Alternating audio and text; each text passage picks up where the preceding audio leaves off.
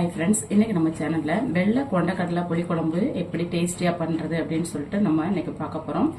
வெள்ளை கொண்டக்கடலை புளிக்குழம்பு பண்றதுக்கு ஒரு கடாயை அடுப்புல வச்சு நல்லா சூடானதும் புளிக்குழம்பு பண்றதுக்கு தேவையான எண்ணெய் சேர்த்துக்குவோம். 4 டேபிள் ஸ்பூன் இருக்கும், அந்த அளவுக்கு சேர்த்துக்கிறேன். எண்ணெய் நல்லா சூடாயிடுச்சு. 1/2 டீஸ்பூன் கடுகு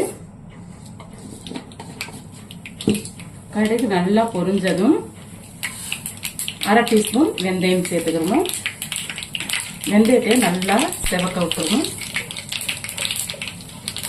பாருங்க, கடுகும் வெந்தயமும் நல்லா பொரிஞ்சு கலர் மாறிடுச்சு. இப்போ நான் ஒரு கைப்பிடி அளவுக்கு சின்ன வெங்காயம் எடுத்து சின்னதாக நறுக்கி வச்சிருக்கேன், அதை சேர்த்துக்கிறோம்.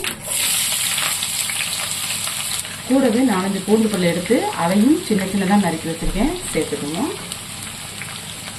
இது ரெண்டையும் நல்லா எண்ணெயில வதக்கிக்குவோம்.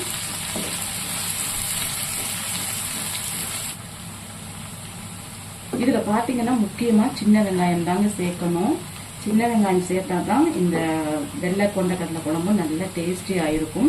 பாருங்க, நம்ம சேர்த்துக்கிட்ட வெங்காயமும் வெள்ளை பூண்டும் நல்லா வதங்கி கலர் மாறிடுச்சு. இப்போ ஒரு 2 கருவேப்பிலை இலைகள் சேர்த்துக்கிடுவோம். கூடவே 5-6 பச்சை மிளகாய் எடுத்து 2 கீறி வச்சிருக்கேன், அதை சேர்த்துக்குவோம். இது ரெண்டையும் எண்ணெயில நல்லா வதக்கிடுவோம்.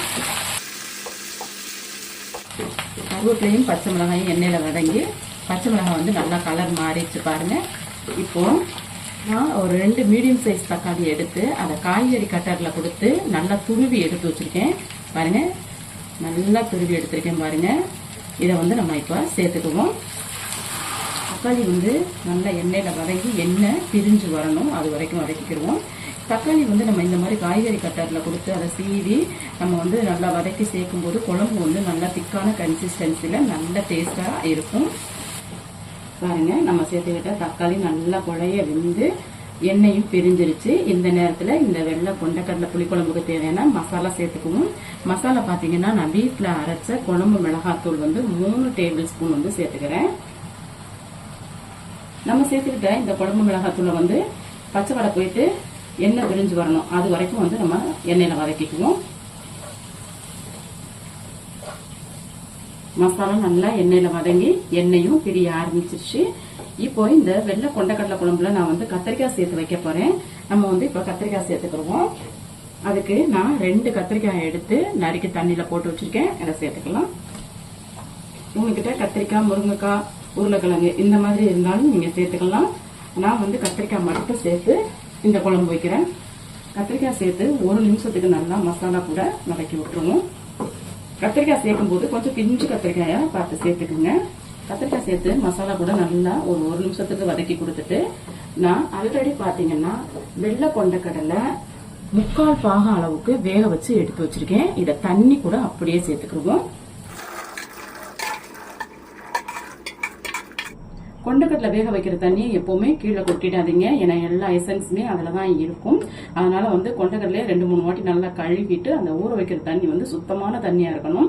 அந்த தண்ணியிலே அப்படியே வேக வைக்கணும். கொஞ்சமா உப்பு சேர்த்து வேக வைக்கணும். வேக வச்சு அப்ப நல்லா 3/4 பாகம் வெந்த பின்னாடி நம்ம இந்த மாதிரி சேர்த்து இதை நல்லா கலந்து விட்டுருவோம்.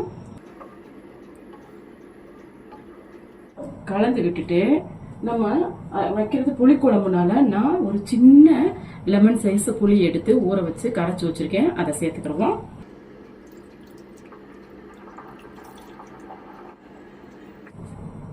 புளித்தண்ணி சேர்த்து குழம்புல நல்லா கலந்து விட்டுருவோம்.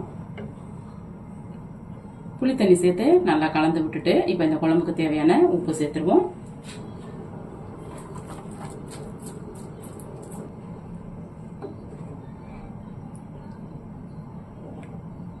உப்பு சேர்த்து நல்லா கலந்து விட்டுட்டு இதை அப்படியே மூடி போட்டு குழம்பு நல்லா வத்தி வர்ற அளவுக்கு நம்ம வந்து கொதிக்க வச்சு எடுத்துக்கிறோம். குழம்பு மூடி போட்டு ரொம்ப நேரம் ஆயிடுச்சு, ஓபன் பண்ணி பார்ப்போம். பாருங்க, குழம்பு நல்லா வத்திடுச்சு. வத்திட்டு மேலையும் வந்து எண்ணெய் செப்பரேட் ஆயிடுச்சு. பாருங்க, இப்போ நம்ம இதை கலந்து விட்டுருவோம்.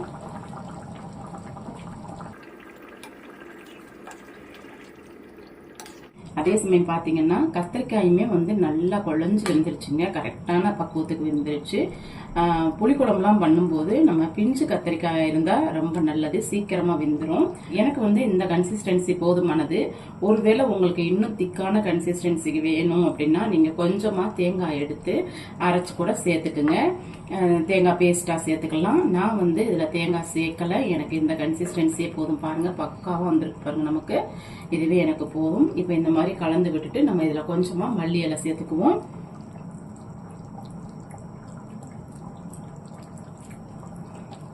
மல்லி இலை சேர்த்து நல்லா கலந்து விட்டுருவோம்.